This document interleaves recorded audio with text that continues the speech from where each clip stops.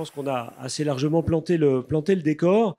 Autour de cette question, que devrions-nous tous savoir sur l'intelligence artificielle? Commencer déjà par comprendre de quoi on parle avant de s'attaquer au sujet, voilà, au-delà des gros titres hein, qui défraient la chronique. Donc Yann, je rappelle, tu représentes le groupe Massif, où tu es directeur réponse, besoins sociétaires et innovation, mais tu es aussi président de la commission numérique de France Assureur. Et donc c'est cette double casquette aussi qui nous intéressait d'avoir ici pour connaître ton regard autour de cette question d'IA, pour savoir, déjà, première question, comment est-ce que les entreprises se positionnent sur la question, l'objet de l'IA aujourd'hui? Je dirais, voilà, la vue que donne aujourd'hui la commission numérique sur ce sujet au niveau de la profession, c'est beaucoup d'intérêt, en fait. Évidemment, on est sur quelque chose qui est émergent. Donc, j'ai envie de répondre directement à la question que vous posez, que devrions-nous tous savoir sur l'IA? Qu'on ne sait pas grand-chose et que même va falloir être prudent avant de donner des grandes vérités absolues sur le sujet, puisqu'on verra comment ça évolue. Et donc, en fait, dans l'industrie, on voit qu'il y a un intérêt, parce que tout le monde sent qu'il y a une forme de puissance autour de ce nouvel outil, cette nouvelle technologie. Et en même temps, tout le monde est assez conscient des dangers et donc finalement veut arriver dans ce sujet avec une certaine prudence en se disant où est-ce que ça sera utile, où est-ce que ça sera pas utile, qu'est-ce qu'on doit éviter comme effet contre-productif ou comme problème. Et donc finalement, il y a un grand intérêt pour la profession qui sent un immense potentiel, mais aussi évidemment, c'est regardé avec beaucoup d'attention puisque les risques inhérents sont assez importants. Et c'est pour ça que souvent l'image que je donne en fait de l'IA, c'est celui de l'énergie nucléaire, d'accord? On est tous très contents quand on appuie sur le bouton d'avoir de la lumière, d'accord? Et en même temps, on sait le danger qu'il y a derrière le nucléaire. Donc finalement, tout est question de maîtrise. Et en fait, ce qu'on va devoir acquérir au niveau des entreprises d'assurance, c'est une bonne maîtrise en fait du sujet qu'on n'a pas encore tout à fait. Hein. Aujourd'hui, on est encore dans le couloir entre les groupies qui ne voient que les opportunités et ceux qui sont extrêmement trop prudents peut-être, qui ne voient que les dangers. Et donc, on ballotte entre l'un et l'autre, et très vite, on ira, finalement, on se fera une idée commune, en fait, en commun. Alors justement, parlons de ces peurs. Alors de quelle nature sont-elles par rapport à la montée, je crois, inéluctable de l'intelligence artificielle? On a vu en l'espace de à peine 18 mois la formidable progression de l'IA dite générative dans sa dernière version. Ça a été quand même beaucoup plus vite à se répandre que le réfrigérateur ou le four à micro-ondes, ou même que la voiture ou l'aviation. Oui. Et de la part de qui sont alors les plus méfiants, j'ose pas dire frileux, parce que c'est déjà un jugement, mais voilà, qu'est-ce qui ressort par rapport à ces craintes, ces peurs exprimées? Alors, en fait, effectivement, hein, tu as raison de dire que globalement, pour atteindre 100 millions d'utilisateurs de l'IA générative, on a mis 2 mois. Pour avoir le Google Translate, on a mis quasiment plus de 6 ans. D'accord? Donc ça montre bien. Et pourquoi? Parce que ce qui est formidable, ce qui est même peut-être inédit, c'est que c'est la première technologie où assez rapidement il y a eu un démonstrateur qu'on connaît tous, hein, dont on parle assez couramment et dont certains d'ailleurs l'assimilent à l'IA générative, c'est ChatGPT. ChatGPT, ouverture au grand public, les gens ont pu tester, ils ont su immédiatement ce que c'était. Donc ça veut dire que globalement, les gens se sont aperçus finalement de quoi on parlait, ce qui est très nouveau. Ils savent toujours pas très bien ce que c'est que Big Data, ils savent toujours pas bien ce que c'est que le métaverse, mais ChatGPT, tout le monde l'a utilisé. C'est une grosse différence. Donc finalement, on a des gens qui sont très pros en fait ça. Et puis il y a d'autres personnes, effectivement, d'autres personnes qui se disent attention, c'est tellement puissant que d'une certaine manière, est-ce que ça menace pas certains emplois? Et ce qui est très nouveau, en fait, aussi avec cet outil, qui encore une fois, nous amène à repenser un certain nombre de choses, c'est que, vous le savez très bien, tu le sais très bien, il y a eu un certain nombre de ruptures technologiques dans le temps, mais elles ont souvent touché les couches, on va dire, les plus basses de la population au niveau socio-démographique, c'est-à-dire, globalement, les ouvriers, la machine a remplacé, voilà. Là, ce qui est un petit peu différent au niveau de l'IA générative, c'est qu'elle touche des gens qui, jusqu'à présent, avaient le sentiment qu'ils étaient hors du danger de la rupture technologique. C'est-à-dire voilà, des avocats, des juristes, des gens qui font aujourd'hui de la fusion-acquisition, qui font de l'analyse de marché, etc. Donc tout un tas de gens, je dirais, qui globalement se disaient nous, on a tellement un tel bagage intellectuel, etc., que globalement, il va y avoir des changements, etc., mais on ne sera pas touché. Là, ce qui est nouveau, c'est qu'encore une fois, on va aussi... puisque, encore une fois, l'IA générative ne touche pas que ces populations, mais peut les toucher aussi, et donc une prise de conscience un petit peu générale et une peur un petit peu générale de dire, finalement, jusqu'où ça va aller. Alors, je crois que par rapport à ça, il faut vraiment se rassurer. Alors, pas non plus s'endormir, mais se rassurer en disant que pour beaucoup de gens, l'IA générative va remplacer des gens. Moi, ce que je pense, et quand on discute avec, encore une fois, des gens qui connaissent le sujet sans se laisser embarquer par ce sujet, ils disent que oui, mais malgré tout, l'IA générative, ce qu'elle doit apporter, c'est une réponse. Par contre, qu'elle soit vraie ou fausse, c'est pas son problème. D'accord ? Et donc, d'une certaine manière, le fait que l'humain puisse corroborer le fait que cette réponse est exacte, celle-ci ne l'est pas, d'accord ? Ça va être un élément qui va être assez fondamental. Et c'est pour ça que ce qu'on peut espérer, c'est que l'IA, encore une fois, soit au service des salariés, des personnes qui travaillent, et pas à leur place.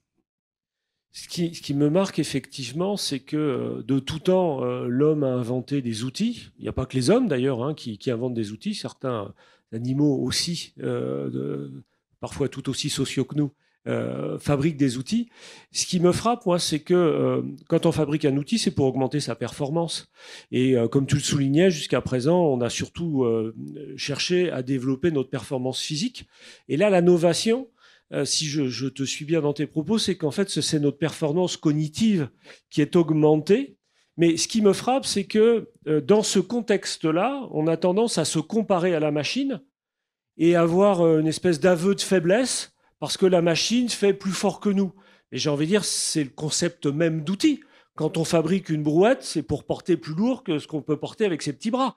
Pour autant, est-ce qu'on va se comparer avec une brouette ou se situer en zone d'égalité ou d'inégalité face à une brouette? J'ai l'impression que c'est un peu la même chose avec l'intelligence artificielle. Sous prétexte qu'elle calcule plus vite dans des périmètres plus complexes, on a l'impression d'être plus faible qu'une machine. Ce sont des choses qui ressortent aussi dans les échanges que tu as? Ouais, si on regarde finalement la naissance de l'IA, c'est pas récent, hein, c'est 1950, test de Turing. Et ensuite, globalement, bon, il y a des grandes périodes d'ère glaciaire, d'accord, où finalement, il y a eu des investissements, puis ça s'est arrêté, etc.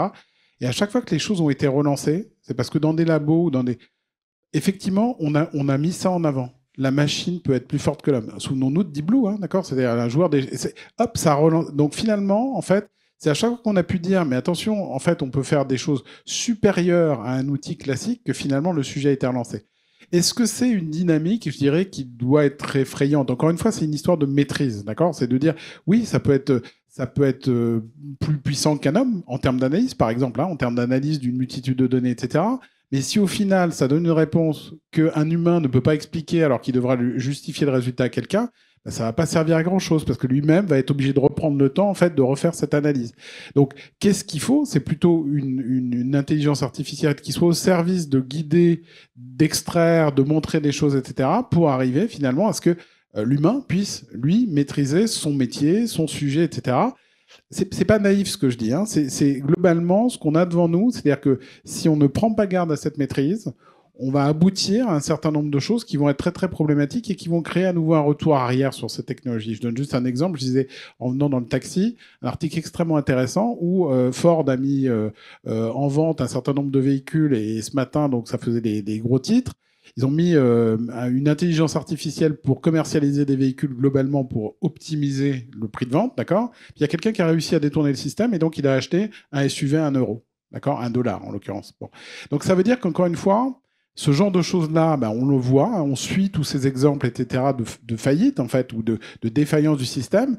Ça ne disqualifie pas l'intelligence artificielle, ça veut juste dire que peut-être que là, on a mis trop tôt, trop vite, un cas d'usage qui n'était pas maîtrisé. Oui, je crois qu'on aura l'occasion tout à l'heure dans la deuxième intervention de Michel de revenir sur ce sujet-là. Donc on sent bien qu'il y a une forte puissance de l'IA hein, qui va nous permettre de dépasser ce que l'on fait aujourd'hui, avec un temps d'assimilation qui est extrêmement rapide. Et c'est ça aussi une problématique. J'ai le sentiment que l'IA, c'est d'abord un sujet culturel ou d'acculturation. Plutôt qu'un sujet de technique, de technologie. Mais quels sont, selon toi, les enjeux primordiaux auxquels la puissance de l'IA va nous permettre de répondre ? Moi, je dirais, bon, il y a évidemment tout ce qui est de l'ordre de l'interaction, d'accord ? Donc, chatbot, Ismaël disait, chatbot, SVI en langage naturel, c'est-à-dire serveurs vocaux intelligents, on va dire. Donc, il y a tout un tas d'utilisations vraiment outils purs qui peuvent être très intéressantes pour notre métier, mais comme pour d'autres. Ce Ce qui me paraît très intéressant au niveau assurance, où là, on a deux spécificités sur lesquelles globalement, l'IA peut nous venir en aide, alors qu'on est en train de rentrer dans une période où on sent bien que c'est difficile à tenir. Un, c'est la gestion des flux. D'accord. Avant, globalement, traditionnellement, les gens se présentaient devant leur assureur en physique, etc. On est passé au téléphone, on est passé au mail, peut-être demain, dans un certain nombre d'opérations, les réseaux sociaux, etc. Bref, ça rentre de partout et ça doit aboutir sur le bon expert chez nous. D'accord. Corporel, matériel, enfin, tous les métiers qu'on gère. Et ça, aujourd'hui, cette gestion d'aiguillage, on sait de moins en moins bien la faire. D'accord. Moi, à Massif, depuis le début de l'année, on a reçu plus de 6 millions de mails. D'accord. Voilà. Donc déjà, d'ouvrir le mail, de comprendre ce qu'il y a à l'intérieur. Ah, il y a 2 demandes, d'accord. Comment je route. Bon, tout ça, d'accord. Si on n'a pas des ressources pour le faire, bah ça devient très compliqué. Et comme on ne peut pas avoir des ressources pour le faire, juste gérer l'aiguillage qui a une valeur ajoutée qui est très très faible, ça devient un vrai problème, d'accord. Moi, j'aimerais bien embaucher des gens pour le faire. Il y a juste un truc, c'est qu'à un moment, j'ai un ratio combiné que je dois maîtriser aussi. Bon. Donc ça, aujourd'hui, on était un petit peu en train d'arriver dans un truc qui devenait très dangereux où notre qualité se dégradait, notre qualité de réponse, y compris notre qualité économique, puisqu'on ne pouvait pas garantir les choses. Donc ça, la gestion par une intelligence artificielle du bon routage des flux, c'est-à-dire l'aiguillage SNCF, hein, ça peut vraiment nous aider. La deuxième chose qui me paraît un axe extrêmement intéressant pour les assureurs, c'est la résilience.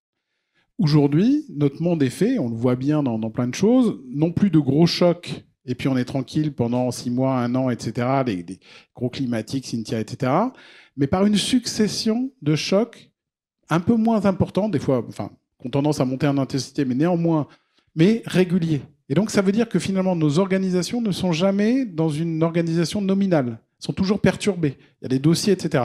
Et le problème, c'est qu'autant un choc important, tout le monde le sait, et donc finalement, on se dit, oui, bon, la Massif n'est pas au rendez-vous, mais on sait qu'ils doivent trinquer. Mais quand on a des chocs en permanence, le grand public ne sait pas. Ce qu'il voit, c'est la non-qualité, d'accord, les délais de réponse qui s'allongent, l'expert qui est pas là, enfin grosso modo tout ça. Et donc l'intelligence artificielle doit nous permettre justement, suivant les populations, et ça fait un petit peu partie des réflexions qui seront spécifiques à chaque assureur, mais doit nous permettre de mieux gérer ces périodes, encore une fois, pour revenir le plus rapidement possible en fait en organisation nominale. Oui, je peux témoigner parce que l'actualité, c'est pas pour vous parler de ma vie, mais voilà, j'ai changé de voiture et donc il fallait que je l'assure, bien évidemment. Ce serait quand même un con qu'un assureur ne soit pas assuré. Et j'ai pu tester, alors je ne citerai pas le nom de l'entreprise d'assurance, je dirais ni compagnie ni mutuelle.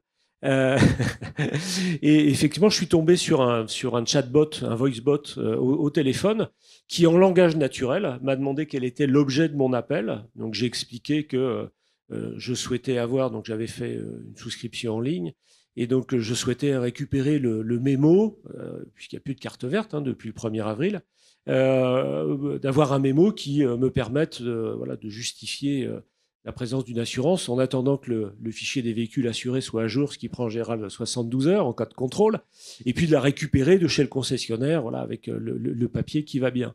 Et donc, j'ai eu une reformulation de la part du voicebot qui m'a dit, si je comprends bien, vous voulez une attestation automobile. Donc, il y avait une traduction entre mémo et attestation, qui avait retrouvé le véhicule en question, qui m'a réorienté directement sur le bon interlocuteur. Alors, ça n'a pas traité ma demande en tant que telle, mais en tout état de cause, ça a préqualifié l'orientation. De la même manière que dans les milieux commerciaux, on fait bien la différence entre un rendez-vous dans le brut quand on est sur de la prise de contact initiale ou lorsqu'on se rend sur un rendez-vous préqualifié. Voilà, les taux de transformation des contrats au final ne sont pas les mêmes. Donc ça vient soulager à la fois cette partie-là qui est extrêmement importante parce que ça améliore le taux de décroché d'appel. On va tout de suite au fait et puis on est content parce qu'on a le bon interlocuteur tout de suite. Mais l'exemple que tu cites souligne une chose, c'est-à-dire qu'en fait, ce qui a été difficile, c'est déterminer ce que tu voulais. Et une fois qu'on l'a déterminé, il y a un vrai choix de l'assureur qui consiste à dire est-ce que je l'envoie vers quelqu'un parce que finalement je veux générer de la confiance, je veux générer un contact humain, etc. Ça c'est un choix, d'accord. Ou je veux directement envoyer l'attestation en disant j'ai bien compris votre demande, si c'est ça que vous voulez, vous allez la recevoir, d'accord. Et c'est géré par le robot. Donc finalement, tu vois, à partir de l'intelligence artificielle, ce qu'on en fait, d'accord, sera différent pour chaque assureur et je dirais suivant tous les cas de figure. L'autre point que je voudrais souligner, juste si tu le permets en quelques secondes, c'est là où il faut être très, très conscient d'une chose, c'est que ça ne sera pas tel type de sinistre ou tel cas de figure, IA ou pas IA. D'accord ? Je pense que la première fois où tu as assuré ta voiture, probablement que tu as voulu avoir quelqu'un pour te rassurer. D'accord ? Et là, probablement qu'un accompagnement humain dans l'assurance, ça sera extrêmement important. Quand c'est ta 12e voiture, d'accord, l'efficacité, la rapidité. Et là, l'IA te va très bien. Donc ça veut dire que c'est pas simplement en fait la tâche que tu veux réaliser, mais c'est finalement ce qu'on peut aussi gérer via l'IA, c'est-à-dire le fait de dire quel profil j'ai en face de moi, qu'est-ce qu'il veut, d'accord, quel est finalement son niveau de crainte et qu'est-ce que je dois lui apporter moi. Et là encore, c'est une vraie stratégie d'entreprise. Et donc comment je le traite derrière, avec ou sans IA, ou en lui proposant tout simplement l'un ou l'autre des chemins.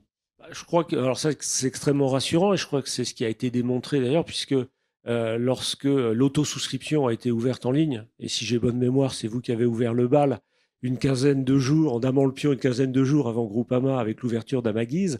Mais il se trouvait que je déjeunais avec le directeur marketing d'Amaguise à ce moment-là, le jour de l'ouverture de idmassif.fr. Et ce qui était intéressant, c'est de voir comment a été utilisée cette possibilité offerte au plus grand nombre de souscrire en ligne. Et il me semble, alors les entreprises sont assez pudiques sur le sujet, mais le taux d'affaires nouvelles réalisées exclusivement en ligne, sans passer par un humain, que ce soit le chat, le téléphone, un échange de mails ou un passage à l'agence salariée ou pas, reste très limité, ce qui signifie que même si on a le sentiment d'avoir fait correctement son analyse de besoins, d'avoir correctement construit le contrat correspondant aux besoins que l'on a identifiés, et qu'il n'y a plus qu'à signer, vraisemblablement avec la signature électronique ou pas, peu importe, on a quand même ce besoin de rassurance que seul un humain peut apporter et non pas voilà, une machine au même sens où on l'entend. Oui, je partage complètement. Et souvent, ce qui arrive derrière, c'est de dire, notamment sur les populations seniors, c'est pas du tout vrai. Hein, d'accord ? C'est ceux qui ont le plus besoin d'être rassurés et guidés et qu'on leur donne des éléments. Oui, pardon, excuse-moi. Je pensais pas du tout à toi en parlant de seniors.